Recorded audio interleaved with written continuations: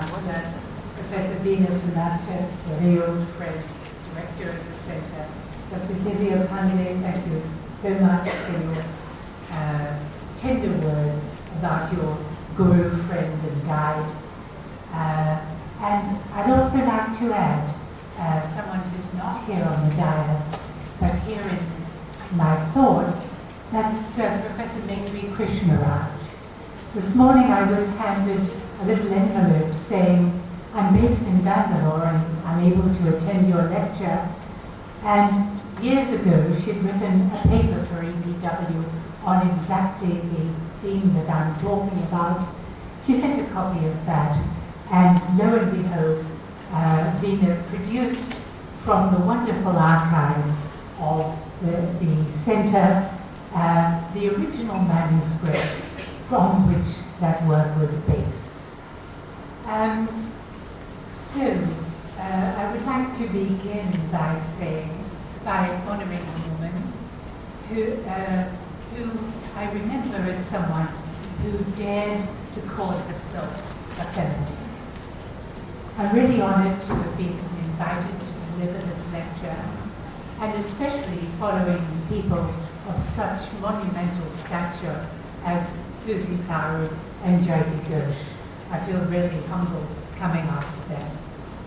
And I'm especially honoured to do so at this venue in SMDT, to which Neera has dedicated her professional life, and which through her efforts and those of many colleagues here, had a pioneering role in the development of women's studies in and for this country.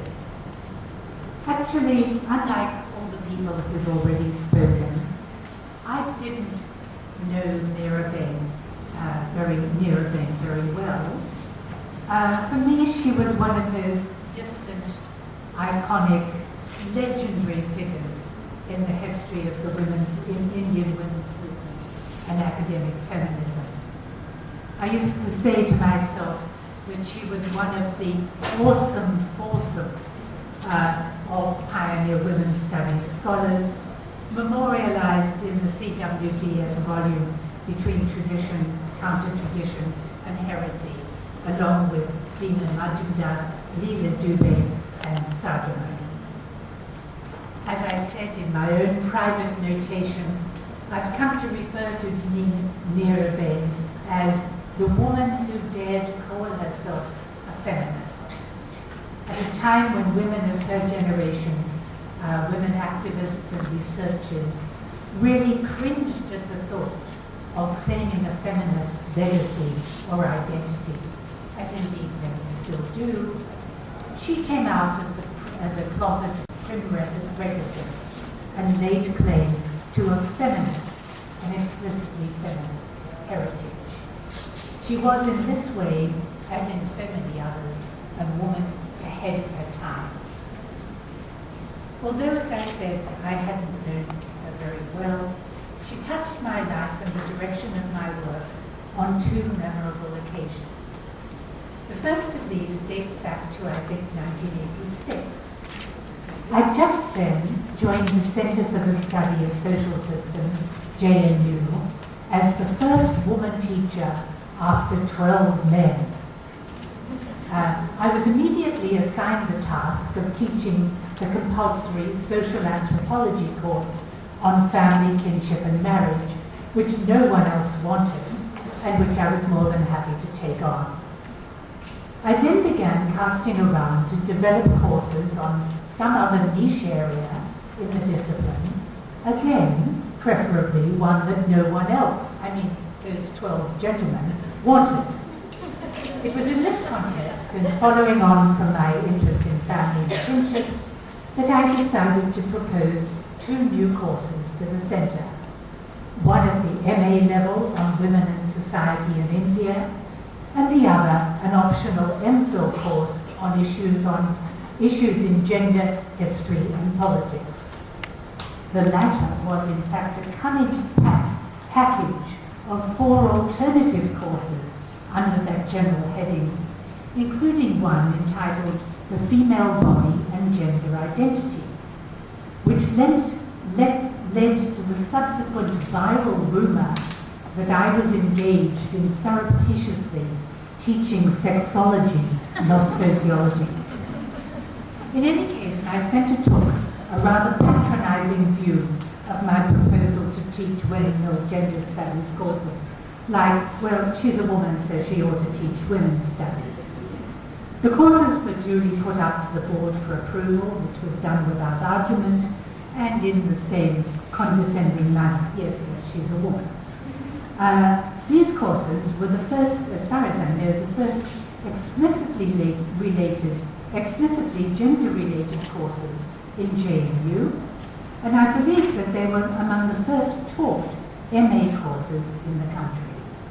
And just in the nick of time, at that very moment, the Neera, Desai and Maitri Krishnaraj volume, Women and Society in India, came to the rescue to lend academic respectability to our syllabus and supplementing the immortal Towards Equality report of the National Commission for the Status of Women in India, in which Neera also had an important guiding hand. Meanwhile, the Dean of the School of Social Sciences at JMU, my friend Professor Satish Sabharwal, had received a circular from SNDT University regarding a national consultation meeting to discuss the initiation of women's studies courses in the university system, and he deputed me to attend. That was my first meeting with Neera and with many other people who are here present. Many of them activists in the Indian women's movement, in the labour movement, and people who were to become stalwarts of academic women's studies in the years to come. Two things struck me on that first meeting, and they're almost contradictory. One was her quite homely appearance, like the dear old lady next door. And the second was her quietly, efficiently awesome presence, of which everyone has spoken.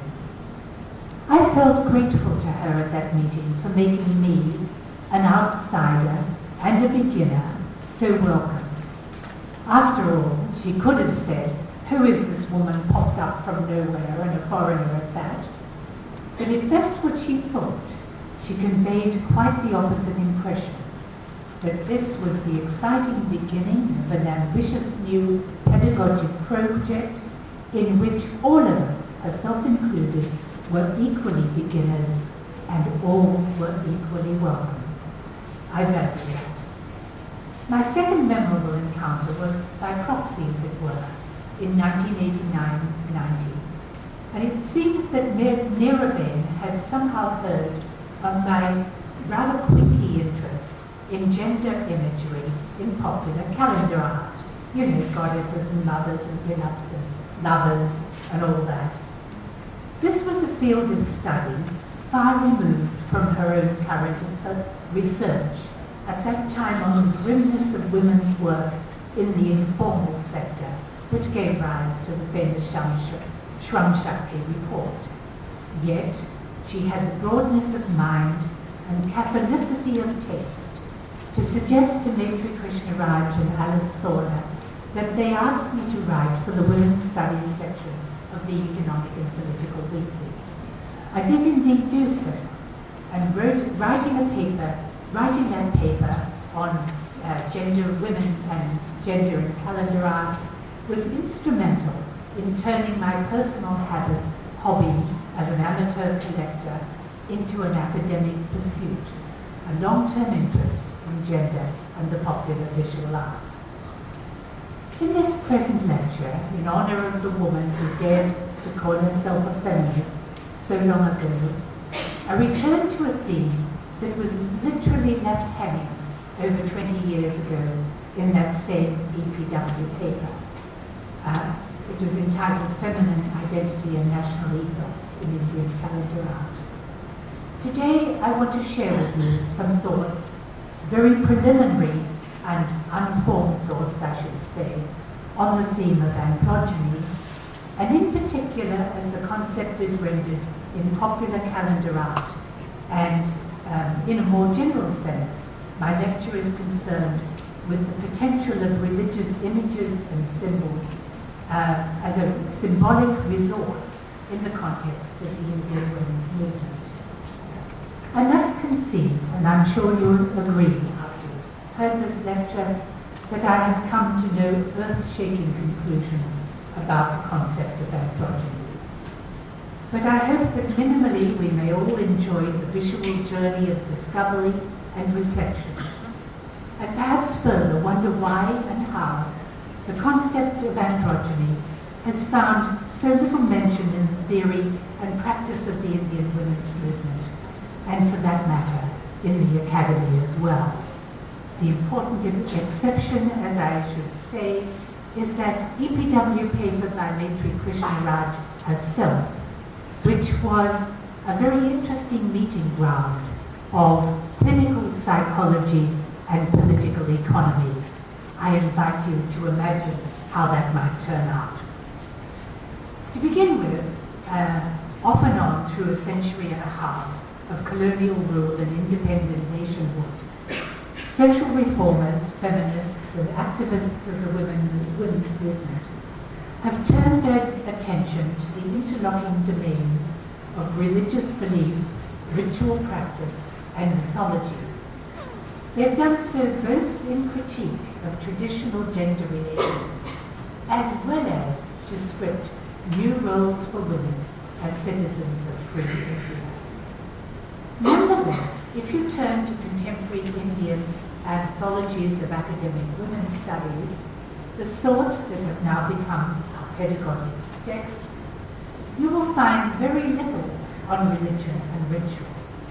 Or, to be more precise, the relatively prolific commentary on the twin issues of communalism and secularism and related questions of interreligious violence completely dominate the discourse to the near exclusion of considerations of belief, faith, and practice, religious expression per se.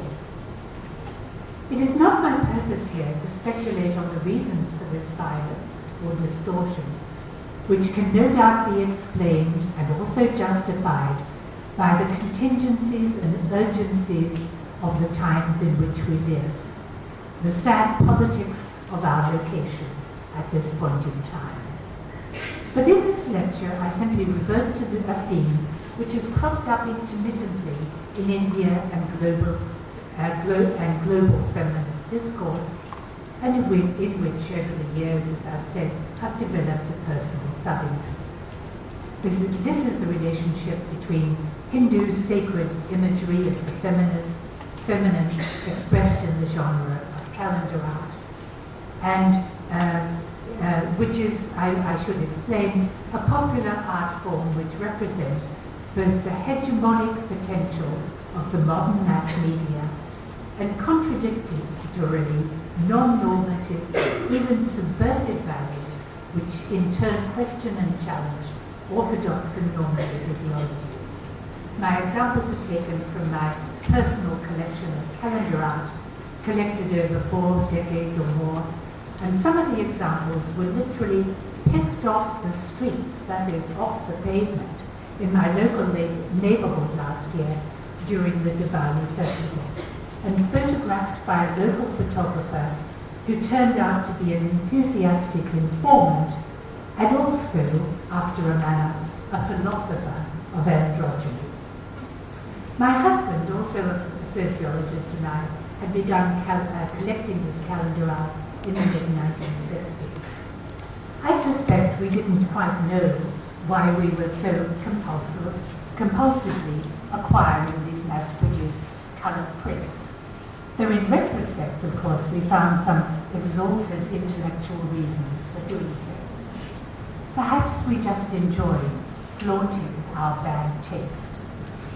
However, the immediate context for my turning an inchoate hobby into a more academic pursuit was the inspiration of the so-called second phase of the Indian women's movement from the late 1970s, which drew my attention to the prominence of female figures, both sacred and secular, in the calendar art archive.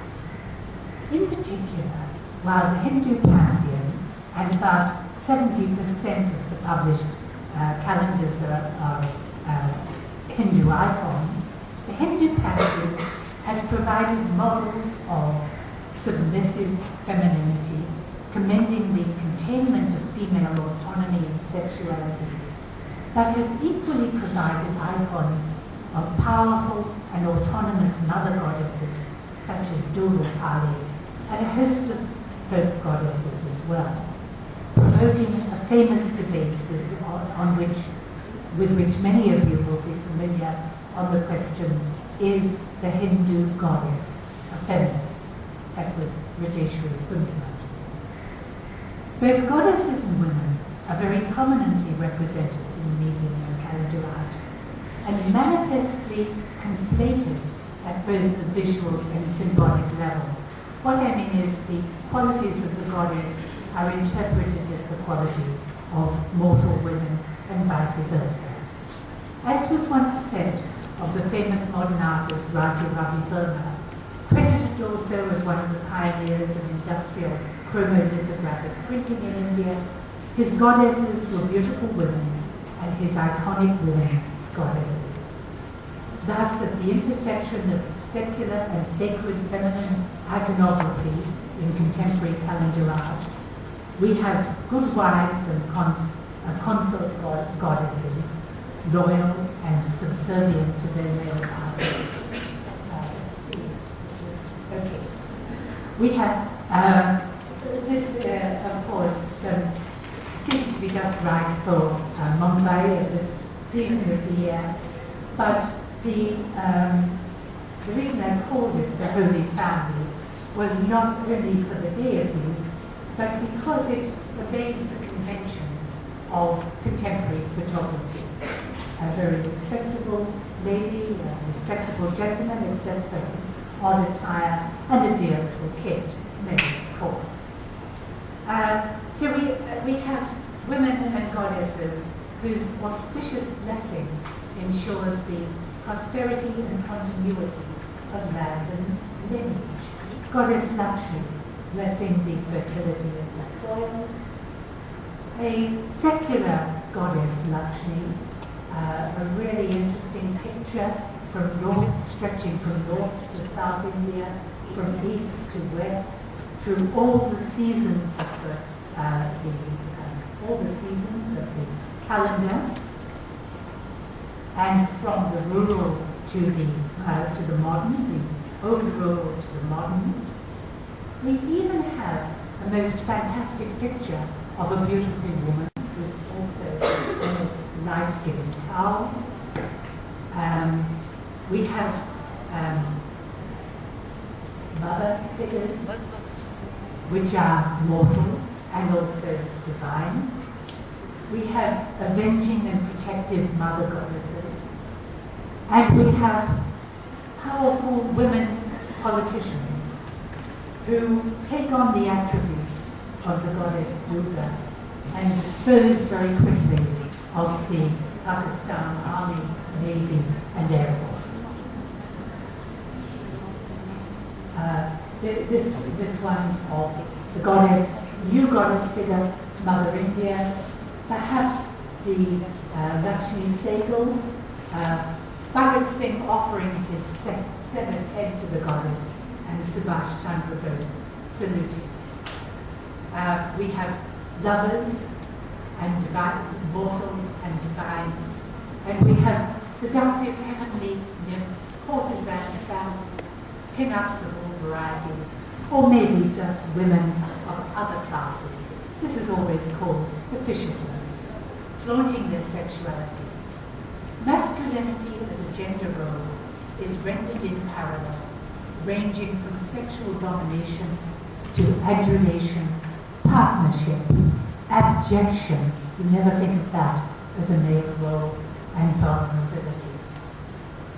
As I've already mentioned, I've begun exploring the consociation of secular and divine imagery a long time ago in publications, in slideshows, in an exhibition, one of which was shown here in Mumbai at the Symbiosis Gallery.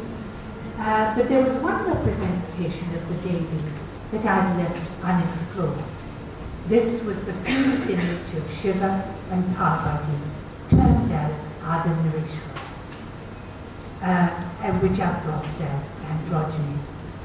It seemed to me when I first came across it to express a very different or a mediating relationship of the sexes, neither man on top nor woman on top, which are the usual alternatives or oppositions presented to us in feminist and anti-feminist discourses. In my 1990 essay, I just produced this image as like a rabbit out of a hat at the end of a typology of all the feminine types in contemporary calendar art, and I left it like that. Hey, take a look at this one, guys. What do you make of that? I had thought that my failure to explore the androgyny theme any further was a personal fault.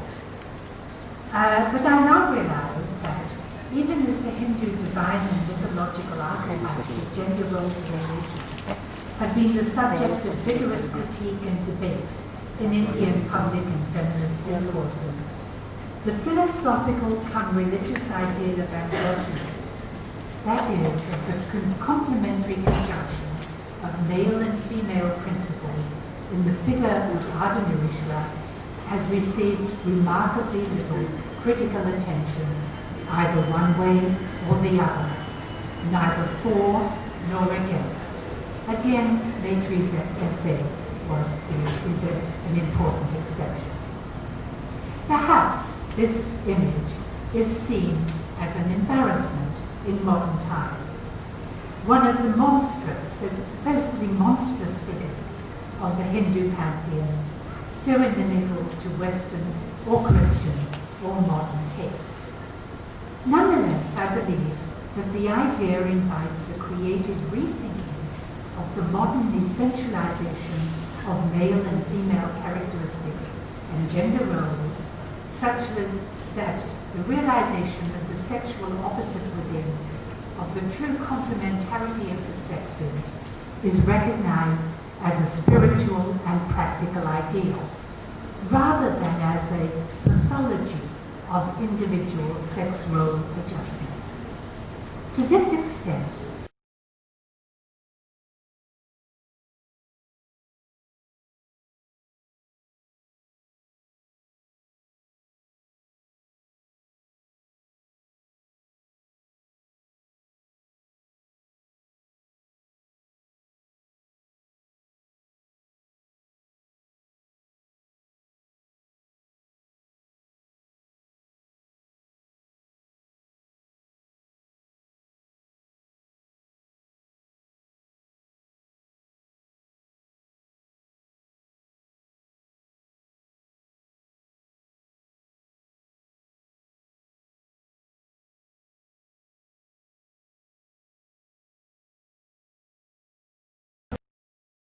the combined figure of Lord Shiva as his consort Parvati, or an iconically, that is, without the image, by the Shivlingam phallus, the phallus and the female yoni. The ideal or ideal of Ardhanarishwara is both ancient and also continuous in Hindu civilization over millennia. This is a very beautiful jewel of bronze. Now we're looking at an image of 1,000 years ago. However, as I said, the images I present here are from the contemporary calendar art or poster art, typically one like this, picked up off the street last year. Or a more attractive piece from the 1970s, done by the Kolhapur artist Sapa Brothers, where you see a very human-looking portrait of the two together. Somewhat tongue-in-cheek, and now I'm going to be literally pulling your legs. I can assure you that my purpose is deadly serious. I shall frame these remarks with 3 quotations from stray everyday encounters. One beginning, that is where I begin this part on androgyny, one in the middle, and one in the end, in the spirit of Ripley's Believe It or Not. And as I said, in the middle I change track. But first, what does Androgyny signify, and how does it do so? I begin with a quotation from the local photographer who a short while ago obliged me by taking photographs of the latest addition to my collection. He said to me by way of explanation, so this is an explanation off the street. What do you make of this particular picture? Well, it should be the previous one, but anyhow. What do you make of it? He says, we are all Ardhanarishwara. He's a man, of course. He says, this body which we inhabit, it means the sex body, male or female, is like clothing. We shed it, we take it off. The self, or the soul, is Ardhanarishwara. That's a lot of philosophy to come from your local photographer. The idea of Ardhanarishwara can be explored productively in its historical evolution through time, across different media, and through several domains. One of these domains, as I said, is iconography, but iconography is itself backed and supported by dense textual materials, both sacred myths and legends, and manuals, technical manuals of sculpture. How do you sculpture an image, or cast in bronze an image like the one you see? Wendy O'Flaherty, Indologist with a psychoanalytical bent, had explored these questions very provocatively back in the early 1980s. A second domain, perhaps, is the practice of Hatha Yoga, whereby the adept seeks spiritual enlightenment by transcending his or her socio-sexual identity. Perhaps my photographer friend was alluding to this idea of transcendence, and indeed I did suspect him of being a bit of a tantric. A third is the domain of bhakti, passionate worship and emotional identification with a deity, which typically means that the male subject's assumption of the feminine role of Radha in passionate liaison with Lord Krishna. A fourth, from which there's been a growing literature from a gender perspective, is the domain of the performative arts, both through already performing on stage, when, for instance, the famous Marathi Maharashtrian actor Bal Gandharva, shown here, was enacting the stage roles that, in a sense, created respectable feminine modernity, whether for better or worse. What the interesting thing about this is that as a cross-dressing performer, he became a fashion icon, like a page 3 icon, as well as, everything he wore, every manner of his appearance became iconic of what the new woman or the correct woman was to be. Ethnographies indicate that just as the actors impersonating deities and mythological personages underwent a process of bodily and spiritual purification as they assumed their stage roles, so too did the female impersonator assume both the costume and the spiritual persona of a woman, albeit transiently, in the process of representing femininity with unparalleled depth and pathos. That is, it was even said that he could represent a woman better than any woman could do that job. That's sort of amazing. Here, just thrown in, is a reference to transgender female impersonation with the identity of the head. But before we go too far, let us return to observe the iconographic features of Ardhanarishwara with reference to the examples that I showed earlier. Here, as in other divine imagery, one sees both continuity through history, but also considerable variety. In general, however, if one needs to sum this up, the divine androgyne in India is usually vertically divided head to foot. The female side is represented by a single breast and perhaps a half vagina, and the male side by a penis or half penis.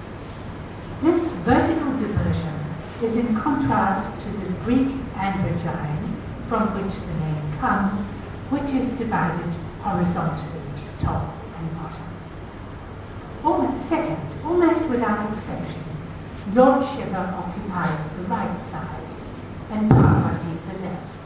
This is an important distinction to which I'll return shortly. The image is usually set in Lord Shiva's pasture in the high Himalayas, consistent with his appearance as an ascetic.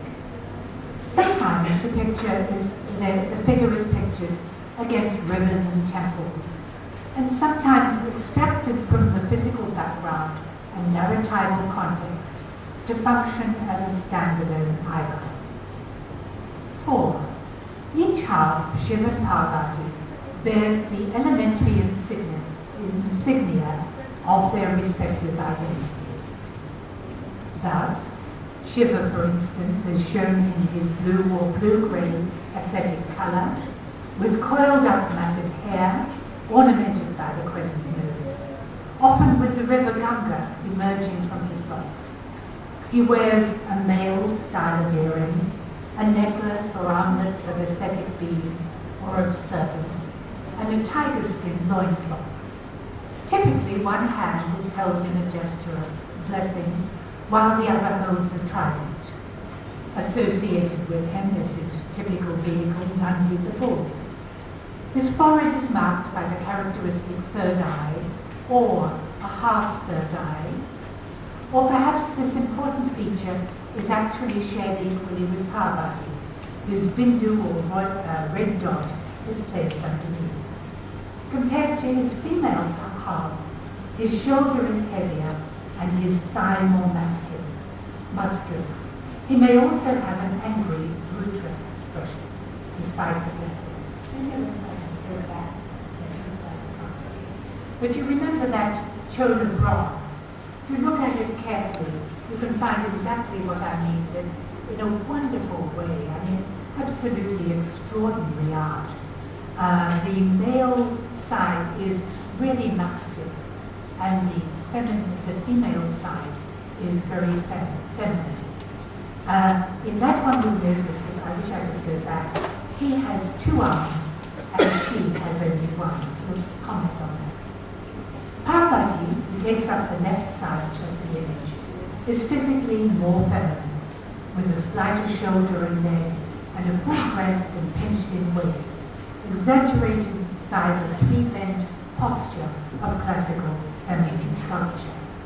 She typically holds a lotus, perhaps also a mirror, which are characteristically feminine appurtenances, irrespective of divinity. Her hair is coiled up in a feminine bun. She wears a crown or head ornaments, armlets, necklaces, and an ornamental belt, as well as richly ornamented garments. Her vehicle, the lion Durga, Durga's lion, typically stands at her side. Her mudra or hand gesture may indicate divinity, but less authority. As we move across time and across media, from classical sculpture to modern lithographic prints, for instance, we can see both iconic continuity and subtle changes. In particular, the plasticity of the three-dimensional classical sculpture gives way to a stiff frontality as a straight-on picture of the deity, with the dividing line between the two halves crudely rendered as though separate bizarre images of Shiva and Parvati have been just torn into and then forcibly conjoined. Some samples, however, make the transition from male to female much more subtly, as many commentators have said, more successfully. I think that supper brother image is a very good example. Of course, as time goes on, the icon becomes better clothed, with Shiva's erect phallus or half phallus now modestly covered with a tiger skin, and the goddess half radiantly attired. The image of Ardhanarishwara is held to present two theological and practical problems. One, which we may quickly dispose of, partly because I haven't really thought it through, is that raised earlier by Wendy or Fred. That is, in Ardhanarishwara, the male deity, Purush man, tames the fake, powerful goddess Durga, representing nature, property, or femininity. But their union is non-sterile, non-sexual, and sterile. From the powerful aesthetic whose seed auto-generates, to the powerful goddess whose seed conquers her consort. Ardhanarishwara represents unconsummated and sterile union, simply because male and female are fused in one. If male and female are fused, then you cannot have their consummation.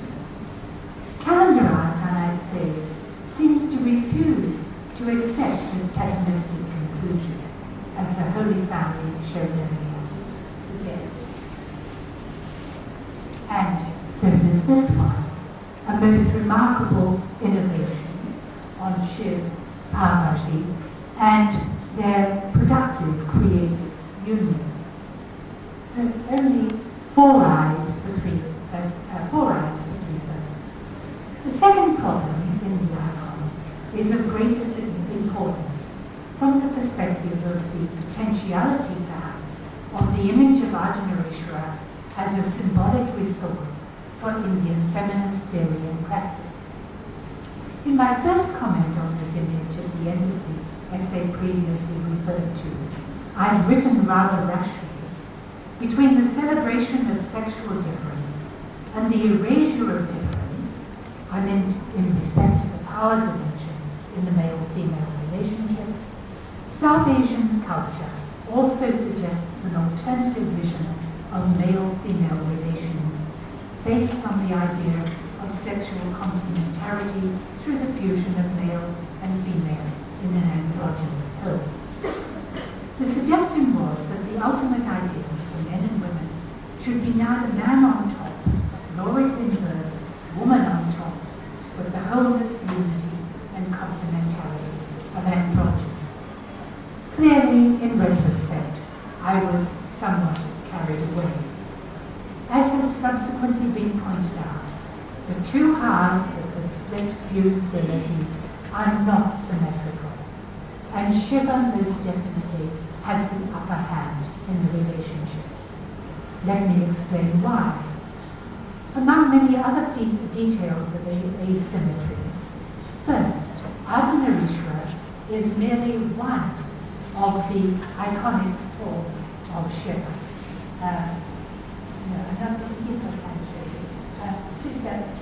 That's just one of this within the whole narrative of the mythology of Shiva. So this is really subordinated to a master narrative and a master image.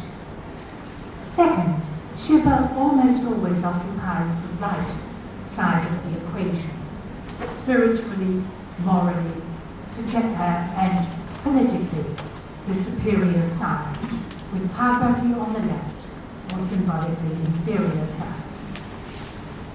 Third, Shiva is totally divinity. Parvati is both woman and divinity. Hence the image that I showed you earlier, the Chola bronze. She's a woman and she has only one arm. He's a deity and he has two. But you see it in all these images. The woman's side is more womanly. The man's side is more divine. Shiva often keeps his third eye, that's his special attribute, on his side of the equation. He usually doesn't shift. Or, as two examples from our latest course suggest, Parvati is appropriated to the figure of Shiva.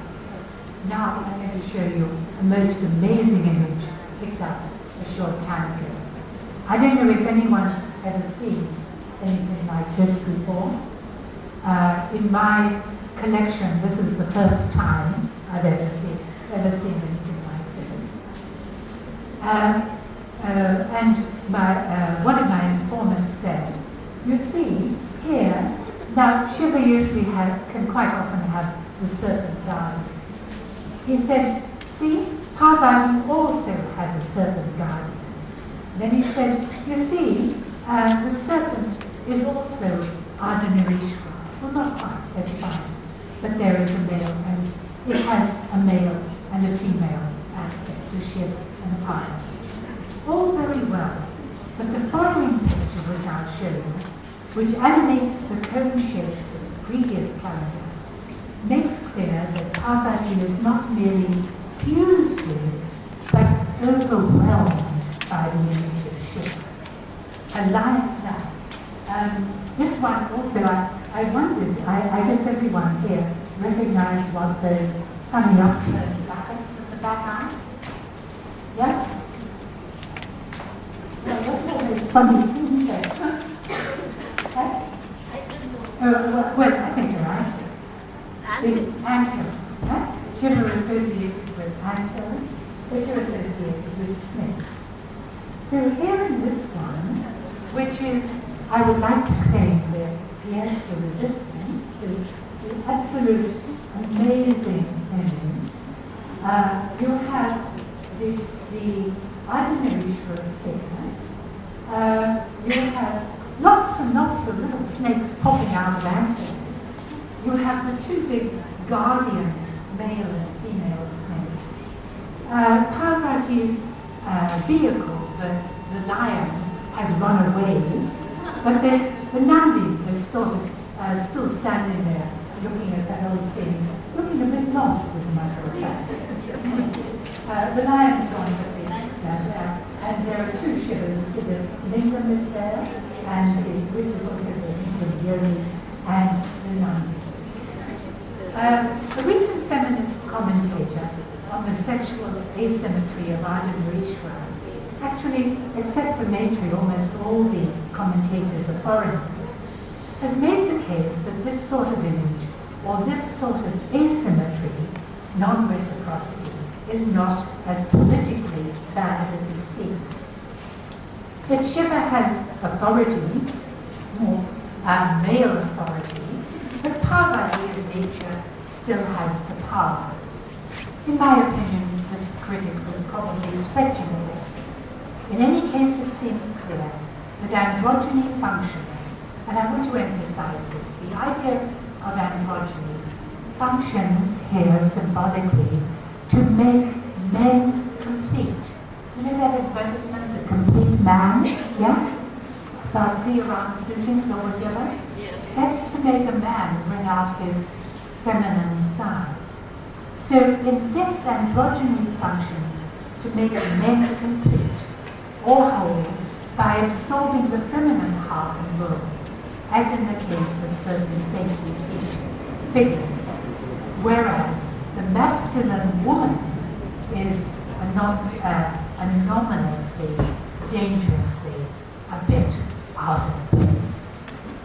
Now, my next quotation, and I am coming near the end with great speed, comes from a leading Indian feminist whom I won't name. But when I asked her as I was playing around with this, well, what do you think of this, this whole concept of the idea of androgyny? She was very dismissive. And she said authoritatively, androgyny? As far as feminists are concerned, its time is past.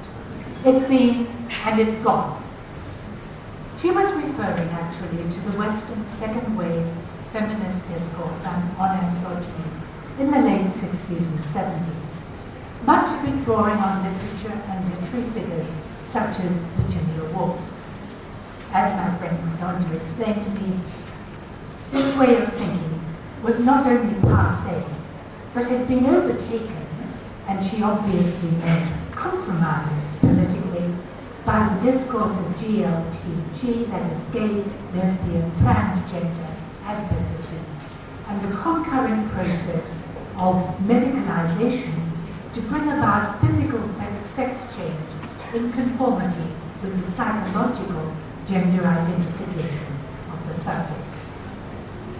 It is certainly the case that some of the current literature conflates the idea of androgyny with discussion of gay, lesbian, and bisexual identities, and the lifestyles and practices of the hetero communities, all under the umbrella of fluid sexualities. But to the best of my knowledge, none of these groups see the indigenous concept of androgyny as a symbolic resource for their social practice. In fact, quite to the contrary. There may be another reason for reticence in the Indian context at least. To go back, androgyny, or the cultivation of the feminine side within, is seen as a means of male self-perception. Certainly Gandhiji thought so, while articulating his understanding of self-worth and the basis of his non-violent political practice. He wanted to bring out the woman within. And it's a common motif in the lives of saintly figures. But for women in real life, and notwithstanding the celebration of Shakti at the symbolic level, the cultivation of inner masculinity is regarded as unwelcome, dangerous, or maybe just kinky. But certainly not a means of female self-perfection. It's a pathology. I did want to mention here a very interesting paper in this regard by Susan Vishwanathan, who looked at 3 androgynous figures across literature and history: Virginia Woolf, Carolyn Nunn, who became a leader, a crusader of a non-violent protest of fisherfolk, and Joan of Arc, completely different. But I think I'll leave that aside, only to emphasize her understanding of the importance of non-violent political activism. But to go back, if the political psychologist Ashish Nandi were here this afternoon, he might try to persuade us that it was the psychological experience of colonial rule that delegitimized androgyny as a subcontinental civilizational ideal superior to and uniting both masculinity and femininity. In its place, validated aggressive, controlling, unambiguous masculinity with detrimental effects on both the colonizers and the colonized. In Nandi's opinion, Mahatma Gandhi, in line with the Hindu saintly tradition, had revalidated androgyny as superior to both masculinity and femininity, authorizing a feminine, non-violent response to India's colonized objection, while harnessing the feminine power of the cosmos as its property to the cause of freedom. Can the ideal of androgyny, asymmetrical as it may be, awaken both men and women to their full human potential? And can such an ideal transcend the sexual antagonism that appears to be an inevitable component of feminist theorizing and practicing? I leave you with this thought. But before I do so, and lest any of us get carried away and take ourselves too seriously, let me share with you what my dentist told me about androgyny just a few days ago when he had me at his mercy in the dentist's chair. He said that he was peering into my mouth, and Ardhanarishwar, he said, is a very deep idea.